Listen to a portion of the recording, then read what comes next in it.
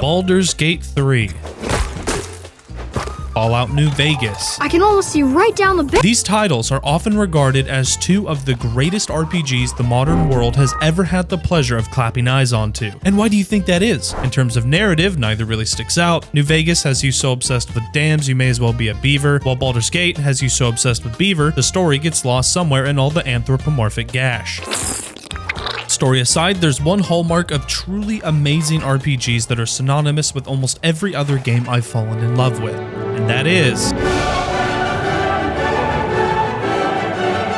evil choices in RPGs go together like peanut butter and chocolate, like Bethesda and categorically letting down your fans at every given opportunity. But what is it about having evil choices that makes them so delectable? Which games implement evil choices incredibly well, and which tried but ultimately fell short? After months of research and a lifetime of stacking body parts in small piles, I believe that I am qualified to answer these questions. Right after a quick word from today's sponsor. This video was sponsored by Sword of Convallaria. If you're a fan of classic TRPGs, turn-based combat, and stunning pixel art, it's time to check out Sword of Convallaria. It's a brand new fantasy strategy game built in that gorgeous pixel art style. You command a squad of mercenaries on the continent of Rodinia, where the tiny nation of Iria is falling apart due to a power struggle for a magical resource called Luxite. It's got branching storylines, over 120 hours of content, and deep turn-based combat where elevation and terrain actually matter. But the real reason you need to jump in now is because they've collabed with, funny enough, a game I'm talking about in this video, The Witcher. Geralt, Yennefer, Ciri, and Triss are officially playable in Sword of Convallaria, along with a brand new story that brings them into the world of Iria. It starts with Geralt and Yen stepping through an elven portal during the Belletin festival and ending up in the middle of a village being hunted by a twisted Leshen. You'll fight alongside Geralt, investigate the curse, and uncover a storyline full of Dopplers, forbidden Luxite, and one very unlucky village chief. I've actually been playing the event in my free time, and the music mixed with how well they designed the event characters has been making for a really fun time. The event is currently live, so now is the perfect time to start your playthrough, build your squad, and experience the crossover while it's active. Click the link in the description, download Sword of Convallaria, and jump into the Witcher collaboration today. Okay, so why are evil choices necessary in RPGs? The first and most important answer is immersion. Immersion is one of the most important variables in determining how enjoyable an RPG is. Writers can spend countless hours creating deep lore and interesting characters to help pull you into their world, but unless the game has Red Dead 2 levels of world building, it's simply not enough for players to feel truly immersed. This is especially the case when you aren't being given ethical dilemmas to help shape your playthrough's narrative. For example, let's take a look at a popular interaction from Baldur's Gate 3. As you approach a windmill, you notice goblins are torturing a seemingly defenseless gnome. They're voice acted well. I've always felt goblins are British.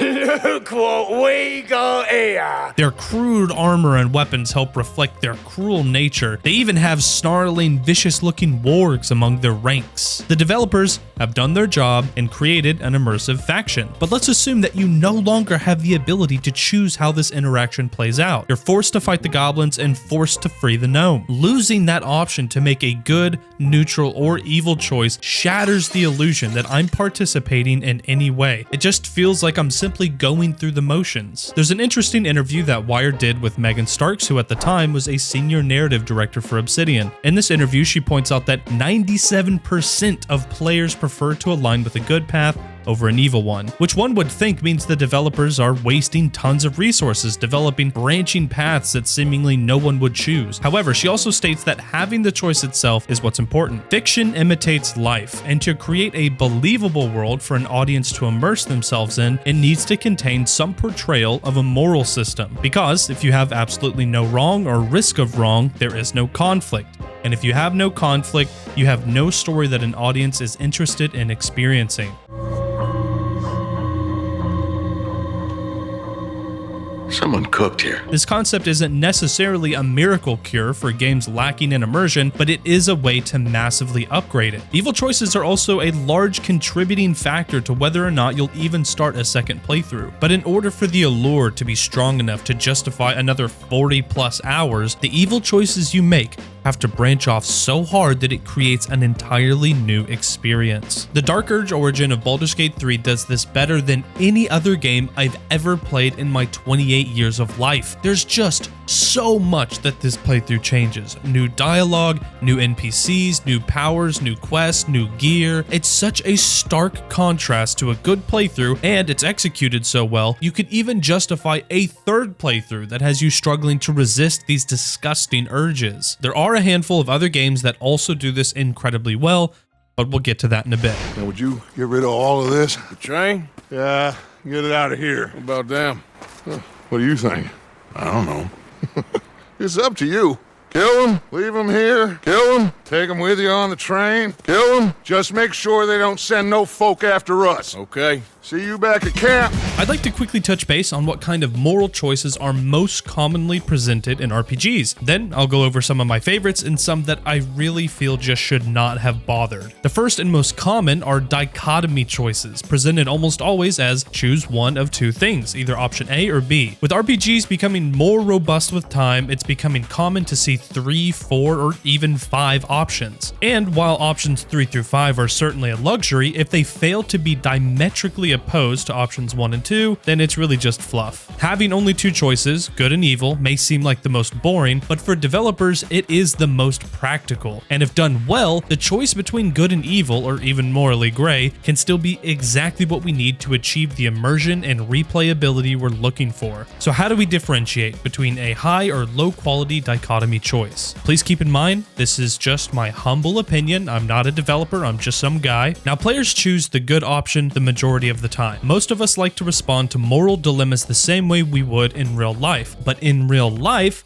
being a good person requires sacrifice. Donating to charity requires sacrificing money. Volunteering at a soup kitchen requires sacrificing time. That is why so many good choices in video games fail to engage us in a way that feels like we've truly done the right thing. It's simply too easy. Early in The Witcher 3, a man asks you to defeat a wraith located at an abandoned village as his daughter has fallen ill and is presumed cursed by the spirit. After defeating the wraith and returning to the father, you're prompted with an A or B moral choice to make. Take the money or allow the father to keep it for his little girl's dowry when she grows up. It's not evil to take the money, you just completed a dangerous job. The least he can do is pay you. Plus, much like in real life, your success in this game heavily depends on the amount of coin you possess. Buying ingredients for new Witcher potions, purchasing new weapons and armor, and the most important of all, playing Gwent. It all requires coin. In this situation, for the player to truly do the morally good thing, they'll have to sacrifice that precious gold for virtually no return. You'll never see these people again, you'll never see the girl grow up and get married, but if you make that sacrifice, one that hurts where it counts, the pain of losing the gold is quickly replaced with that feeling that you've actually done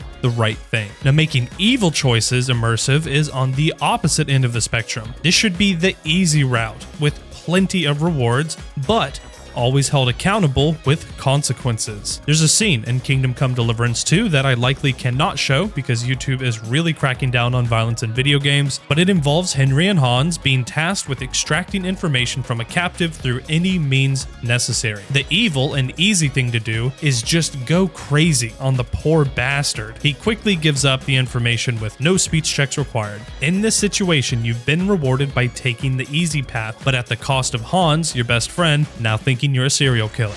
Now, in between good and evil lies a morally neutral zone where developers create moral propositions that cannot be easily solved. This middle ground is where The Witcher 3 shines. In White Orchard, you meet a dwarf smith whose forge has been burned down by one of the locals. When you finally find the arsonist, you're given the choice of taking his bribe and letting him go, or bringing him to the dwarf to face justice. It seems like an easy choice at first, but when brought back to the dwarf, he calls the guards and they hang the man for his crimes. Hanging a man for burning down a building is incredibly harsh, but letting him escape scot-free isn't ideal either. There's no easy answer in this situation, and that leaves the player feeling conflicted, which is good. The longer you are left to ponder, the more a writer knows they've left you with a good, morally gray decision. Another less common type of moral dilemma presented to players are repeated choices. This differs from dichotomy in that this exact same choice, or at least a similar one, is repeated throughout the entirety of the game. BioShock is probably the most iconic expression of repeated choices in video games. Early in the game, they ask you, do you want to kill or do you want to save these little sisters? And from start to finish, you encounter the same moral dilemma over and over. We almost never see repeated choices anymore, but they were certainly a staple of all my favorite RPGs growing up.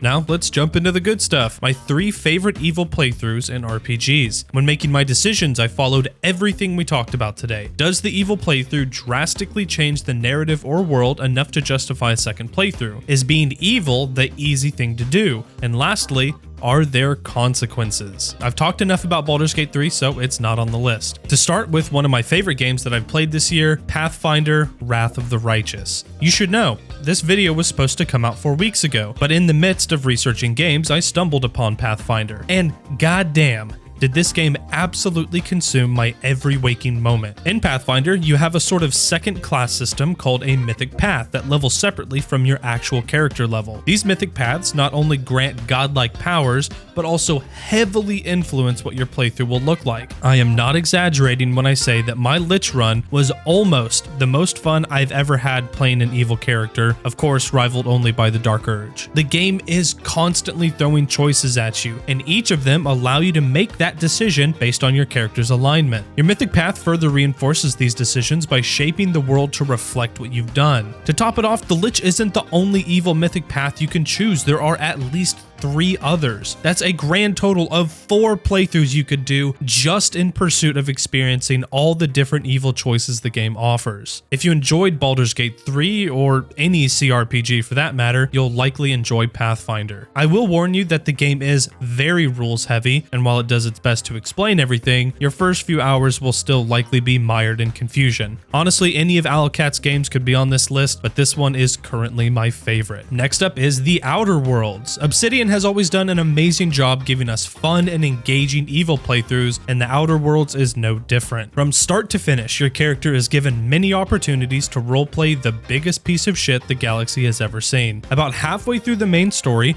you'll be asked to straight up join the bad guys. If you acquiesce, the second half of the game adopts entirely new missions for you to do, one of which involves terminating an entire colony of innocent civilians. The 2 DLCs are really a ton of fun and also allow you to do some pretty heinous things. Definitely worth checking out if you haven't already. Lastly, I wanted to mention a series that I feel does repeated choices quite well, and that's the Dishonored titles. In every level, you're faced with the same moral choice over and over. Do you kill these guards and your assassination target to get your revenge, or do you adopt a more merciful approach and choose the non-lethal route? Depending on how you play, the world will begin to reflect your decisions. Being evil is easy and tons of fun as you lob grenades down hallways and cut down anyone in your path, but it also results in more plague, more guards, and an overall darker tone to the game. While being good is much more difficult, requiring you to slow down, avoid encounters, and learn the methods of non-lethal execution.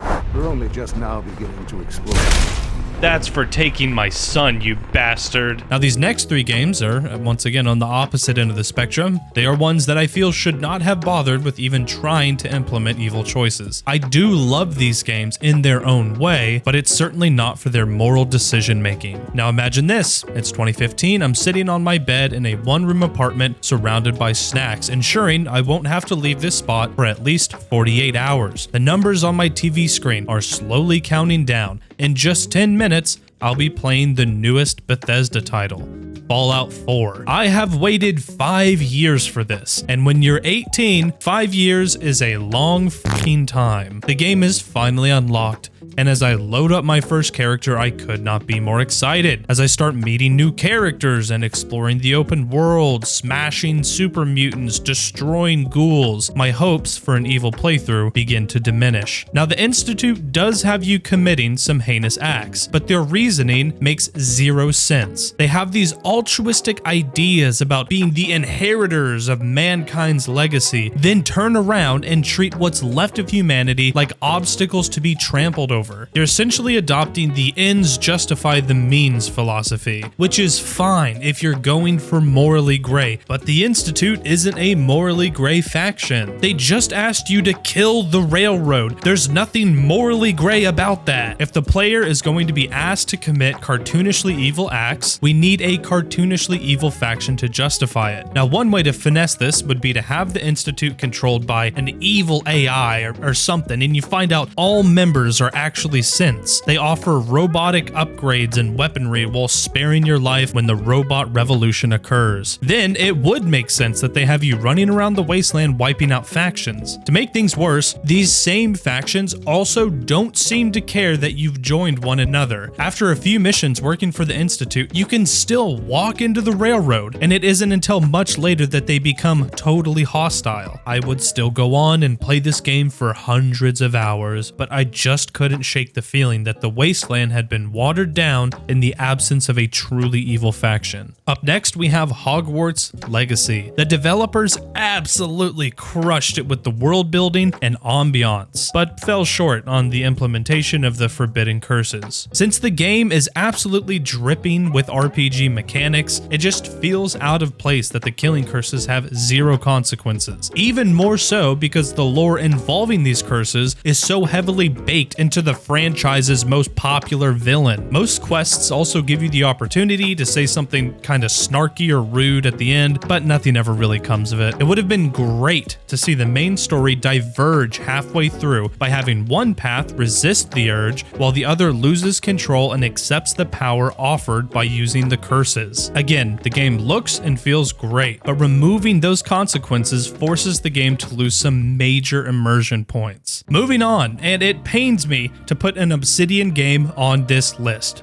Let's talk about Avowed. I should preface this by saying that I haven't actually finished the game yet, and that's because it gave me severe burnout, and here's why. The game does have a bad guy, obviously, and from what I've read online, you do eventually get to side with them, but by putting that decision so late into the story, and I mean really late into the story, you're removing the replayability and immersion we talked about earlier. If the only thing that really changes is the last few levels of the game, what's even the point? What Avowed needed was the ability to join the Steel Garrote early in the game. For instance, after you finish the second act, the bad guy has its main city burned to the ground. If the player had an opportunity to join the Steel Garrote and take place in the city's destruction, it would still follow the narrative that they planned for while also giving us an interesting second playthrough. A lot of the side missions allow you to make slightly evil or morally gray decisions, but the result is ultimately an evil playthrough that only feels evil a fraction of the time. That pretty much covers everything that I wanted to yap about. I appreciate you making it to the end. I don't normally make